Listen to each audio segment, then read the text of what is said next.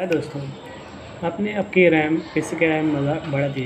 उसके बाद सेटिंग क्या करने की है, स्टार्ट बार में ये टाइप कर देने का सिस्टम कॉन्फ़िगरेशन। उसके बाद एंटर दबा देने का।